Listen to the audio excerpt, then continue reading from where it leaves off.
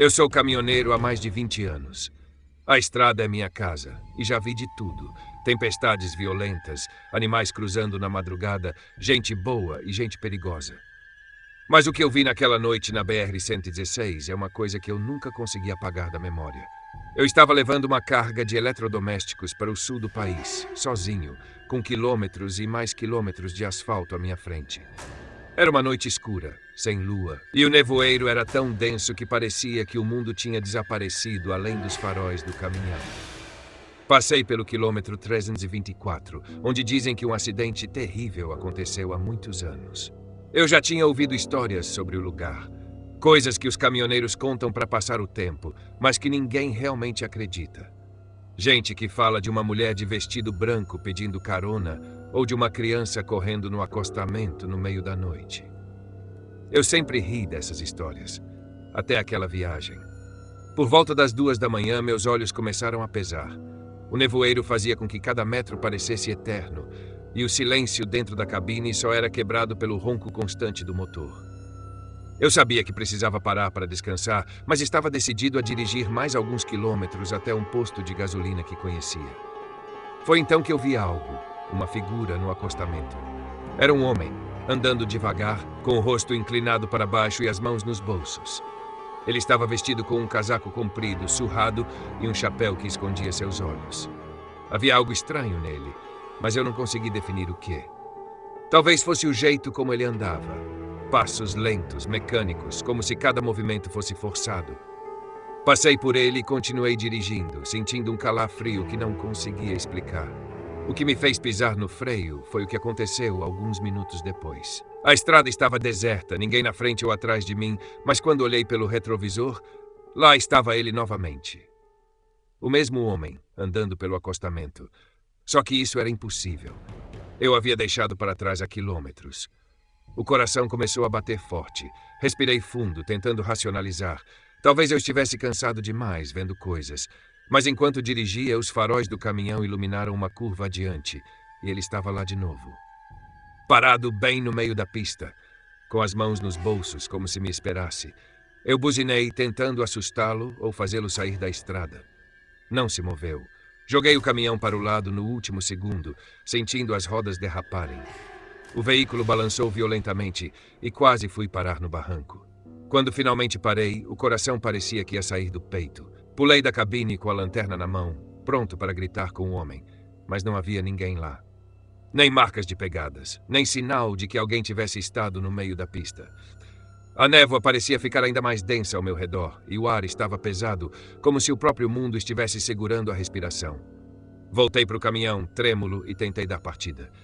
O motor tossiu 1, 2 vezes, e morreu. Tentei de novo, e nada. Meu caminhão, sempre confiável, agora se recusava a funcionar. Foi então que ouvi um som vindo da parte de trás da cabine.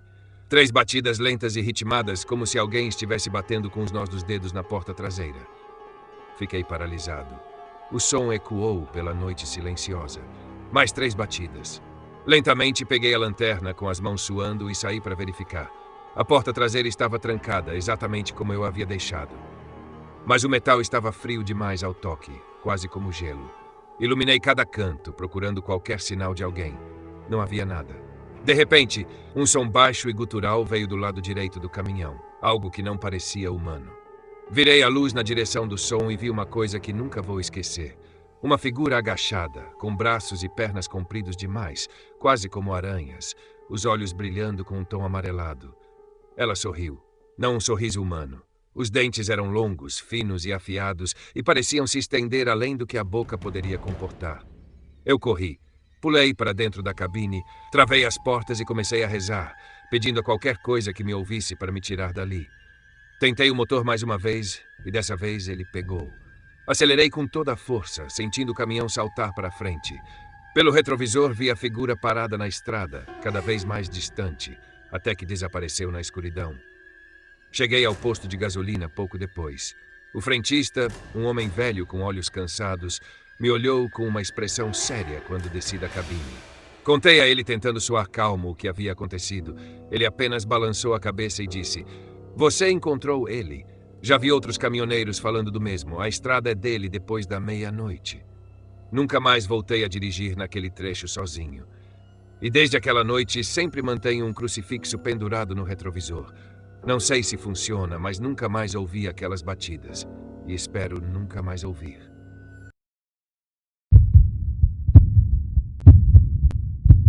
Estávamos na metade de uma longa viagem de carro.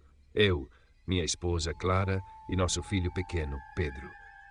Era um passeio de férias, algo que esperávamos há tempos, cruzando o interior para visitar uma cidade histórica que Clara sempre quis conhecer. A estrada, uma rodovia vicinal com poucas curvas e quase nenhum movimento, estava mergulhada em silêncio. O céu era um mar de nuvens cinzentas e a chuva começava a cair fininha, fazendo as gotas dançarem no para-brisa. Pedro dormia na cadeirinha no banco de trás, enquanto Clara mexia no celular, o rosto iluminado pela tela. O rádio emitia um som baixo, quase como pano de fundo para a batida suave da chuva.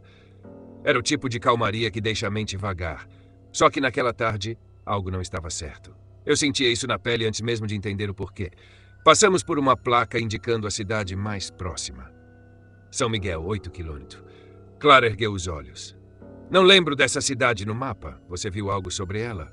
Não, respondi, franzindo o senho.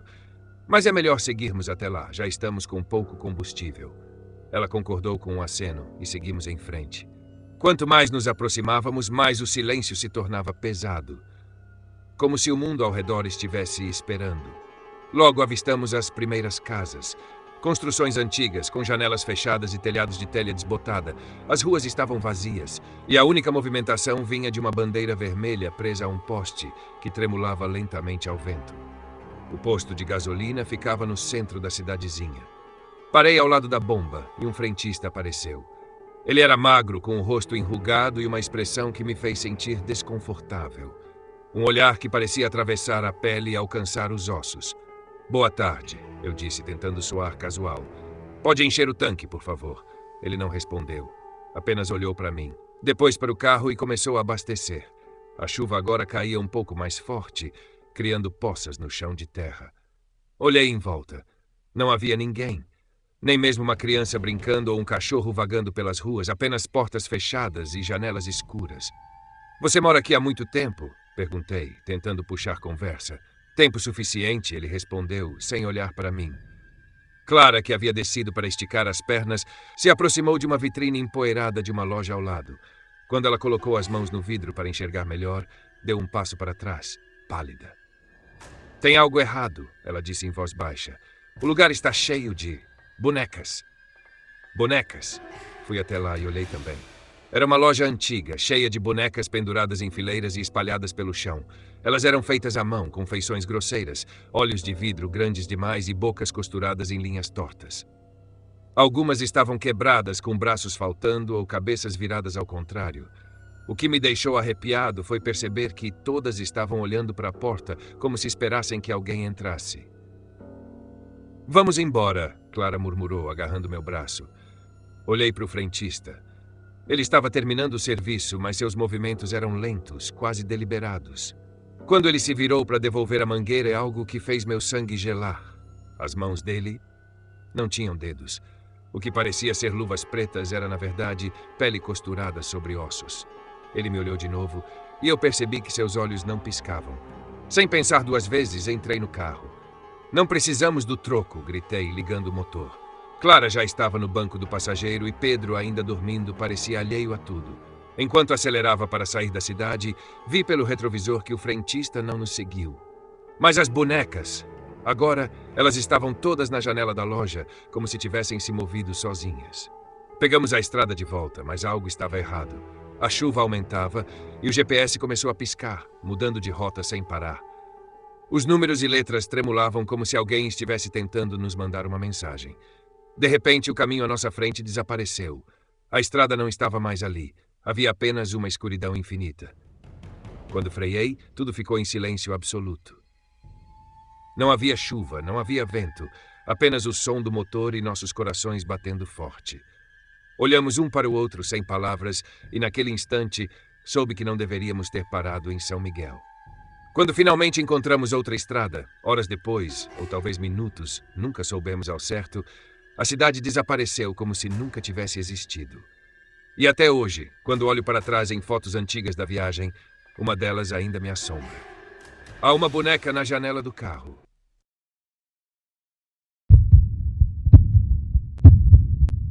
Aquela viagem era para ser tranquila. Eu e meu irmão mais novo, Davi, estávamos cruzando uma estrada deserta no interior, voltando de uma visita à nossa tia no sítio. Era um pouco mais de 11 da noite. O asfalto parecia um rio negro se estendendo infinitamente, e os únicos sons eram o ronco do motor e o chiado do vento entrando pelas frestas da janela.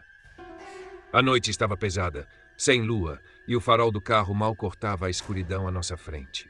Davi, como sempre, estava inquieto, mexendo no rádio que só chiava estática. Cara, por que você escolheu esse atalho? Ele perguntou, já arrependido. É mais rápido, respondi, mas para ser honesto, eu também não me sentia muito à vontade naquele caminho. A estrada parecia velha, esquecida pelo tempo.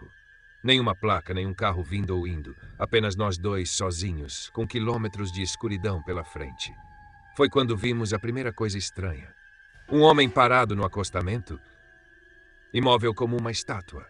Ele estava virado de costas para nós, vestido com roupas comuns, jeans e uma jaqueta escura. Eu diminui a velocidade ao passar por ele, mas ele não se mexeu. Não pediu ajuda. Não fez nenhum sinal. Só ficou como se estivesse esperando algo. Olhei pelo retrovisor e senti um calafrio. Você viu isso? Perguntei para Davi. Ele assentiu, os olhos arregalados. O que ele estava fazendo? Não sei. Só estava parado. A estrada continuou vazia por mais alguns minutos, mas o ar dentro do carro ficou mais pesado. Eu sentia uma tensão inexplicável, como se estivéssemos sendo observados. Então, o rádio, que antes só emitia estática, começou a chiar de um jeito diferente. Era um som de vozes. Palavras indistintas, misturadas com algo que parecia um sussurro ou uma respiração. Desliga isso! Davi exclamou com a voz mais alta do que pretendia.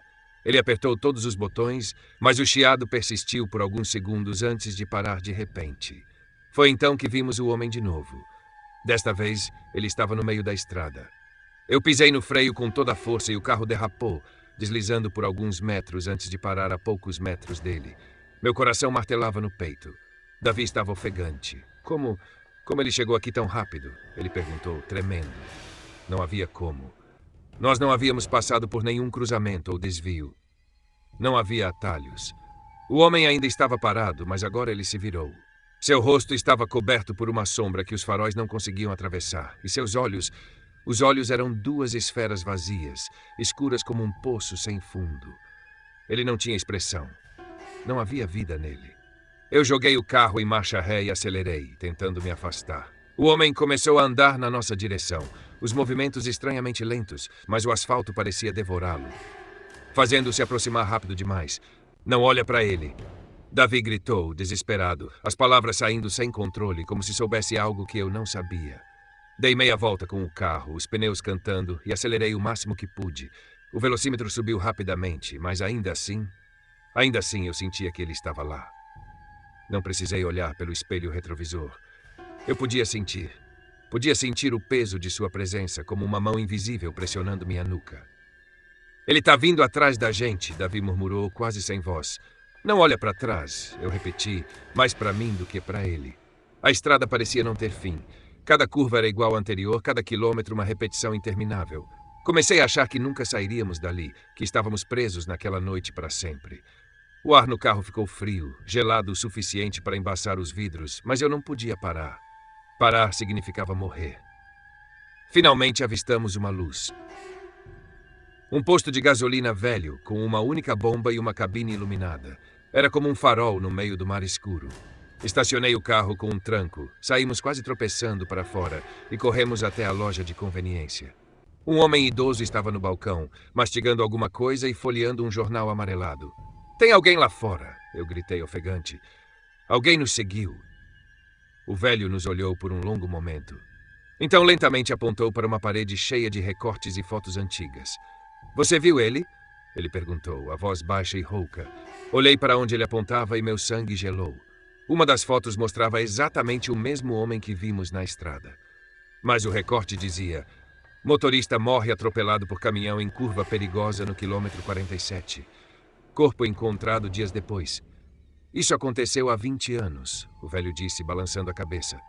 Ele aparece para aqueles que se perdem no caminho errado, mas vocês tiveram sorte. Ele fez uma pausa. A maioria não consegue sair. Olhei para Davi e ele estava pálido como um fantasma. Pegamos o carro e seguimos viagem. Mas aquele rosto, aquele vazio, ainda me persegue toda vez que vejo uma estrada escura à noite. Nunca mais tomei atalhos. Já era tarde, por volta das 2 da manhã, quando eu e minha esposa, Renata, pegamos a estrada deserta para voltar para casa. Tínhamos passado o dia em um sítio isolado com alguns amigos e decidimos sair tarde para evitar o trânsito. Eu dirigia enquanto Renata cochilava ao meu lado, a cabeça apoiada na janela. A estrada era estreita e sinuosa, cercada por árvores altas que formavam túneis de escuridão. Apenas os faróis iluminavam o caminho. E o som monótono do motor era a única companhia no silêncio absoluto da noite. A lua cheia brilhava, mas havia algo opressor no ar. Eu sentia um peso estranho no peito, uma sensação de que estávamos sendo observados, mesmo que não houvesse uma alma viva por perto. Foi quando a vi. De repente, à beira da estrada, uma mulher apareceu. Ela estava parada, vestida com um vestido branco sujo e rasgado. Seus cabelos longos e desgrenhados cobriam parcialmente o rosto. O que me assustou não foi apenas a sua presença repentina, mas o fato de que ela estava completamente descalça, no meio do nada, a quilômetros de qualquer cidade. Instintivamente pisei no freio. Renata acordou com um solavanco. "O que aconteceu?" ela perguntou, sonolenta. "Tem uma mulher ali na estrada", respondi apontando. Renata olhou, mas não viu ninguém. "Você está cansado. Não tem ninguém aqui." "Eu juro, ela estava aqui", falei, sentindo o coração acelerar. Continuei dirigindo, tentando ignorar a sensação de que algo estava errado. Renata se ajeitou no assento, agora completamente acordada. O silêncio parecia mais denso, quase palpável. Alguns minutos depois ela gritou. "Olha!" Eu virei a cabeça rapidamente. A mesma mulher estava novamente à beira da estrada. Na mesma posição, os pés descalços, o rosto ainda oculto pelo cabelo. Mas desta vez, seus braços estavam erguidos. E ela apontava diretamente para nós. Acelerei. "O que foi aquilo?" Renata sussurrou, agarrando meu braço. "Eu não sei, mas não vamos parar." Os faróis iluminavam cada curva como se a escuridão estivesse nos perseguindo. O suor escorria pelas minhas têmporas e meus olhos se recusavam a piscar. De repente, senti algo. Uma presença no banco de trás. Meus olhos encontraram um retrovisor. Ela estava lá, sentada no banco, imóvel, o rosto agora completamente visível. Seus olhos eram poços vazios e sua boca estava torcida em um sorriso largo e inumano. Renata também a viu. "Júlio, tem alguém no carro!" Eu gritei, virei o volante bruscamente e o carro derrapou. Saímos da estrada, capotamos e tudo ficou escuro. Acordei horas depois com o cheiro de gasolina no ar. Renata não estava mais lá. E a última coisa que ouvi antes de desmaiar novamente foi uma voz suave e fria sussurrando em meu ouvido. "Obrigada pela carona."